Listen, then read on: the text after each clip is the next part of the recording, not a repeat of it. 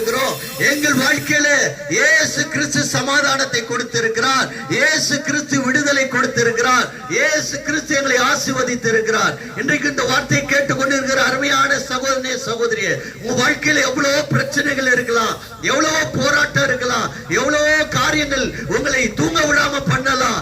ஆனால் நாங்கள் உறுதியாக உங்கள் மத்தியில சொல்ல விரும்புகிறோம், இயேசு கிறிஸ்து உங்களுடைய எல்லா பிரச்சனைக்கும் ஒரு முற்றுப்புள்ளி வைக்க சர்வ வல்லமை உள்ள ஒரு தேவனாய் இருக்கிறார். பிரியமானவர்களே, எனக்கு அருமையானவர்களே, தெய்வங்கள் எல்லாம் தோற்று போகும் தந்தையின் அன்புக்கு முன்பாக என்று ஒரு கவிஞன் பாடுறான்.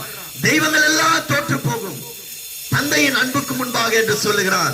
நாங்க சொல்றோம், எங்கள் தெய்வம் இயேசு கிறிஸ்துக்கு முன்பாக வேற எந்த அன்பும் கிடையாது. பிரியமானவர்களே, தந்தை சொல்மிக்க மந்திரம் இல்லை என்று ஒரு கவிஞன் பாடுறான்.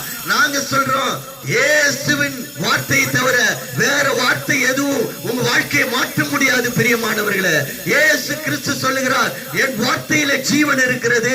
இயேசு கிறிஸ்து சொல்லுகிறார், நானே வழியும் சத்தியமும் ஜீவனுமாய் இருக்கிறேன்.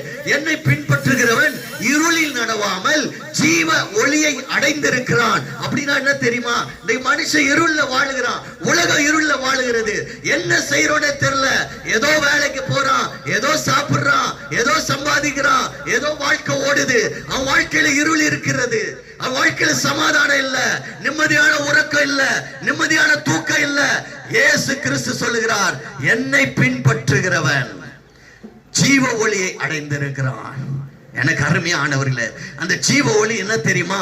குழப்பம் இல்லாத வாழ்க்கை, சமாதானமான வாழ்க்கை, ஒரு மகிழ்ச்சியான வாழ்க்கை, ஆசீர்வாதமான வாழ்க்கை. அது எப்படி கிடைக்குது தெரியுமா? இயேசு கிறிஸ்துவ விசுவாசிக்கிறவங்களுக்கு, இயேசு கிறிஸ்துவ நம்புகிறவங்களுக்கு அந்த வாழ்க்கையை கொடுக்கிறார். எப்படி நம்ப வேணும், ஏன் நம்ப வேணும்? அதுக்கு நாங்க சாட்சிங்க இந்த இடத்துல இருக்கிறோம். இயேசு கிறிஸ்து 2000 ஆண்டுகளுக்கு முன்பாக அவர் இந்த பூமிக்கு வந்தார். கடவுள் மனித அவதாரம் எடுத்து இந்த பூமிக்கு வந்தார். எதற்காக வந்தார் தெரியுமா? மனு குலத்தை பாவத்திலிருந்து மீட்டு எடுக்க.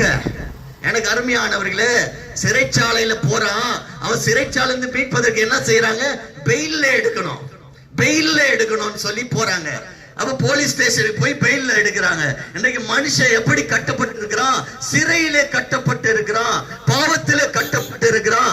அந்த மனுஷனை பாவத்திலிருந்து எடுக்க இயேசு கிறிஸ்து மனித அவதாரம் எடுத்து இந்த பூமிக்கு வந்தார். பிரியமானவர்களே, உங்க எல்லாருக்கும் நல்லா புரியுதுன்னு நினைக்கிறேன். எனக்கு அருமையானவர்களே, இயேசு கிறிஸ்து இந்த பூமிக்கு வந்து மனு குலத்தை மீட்பதற்காக ரத்தம் சிந்த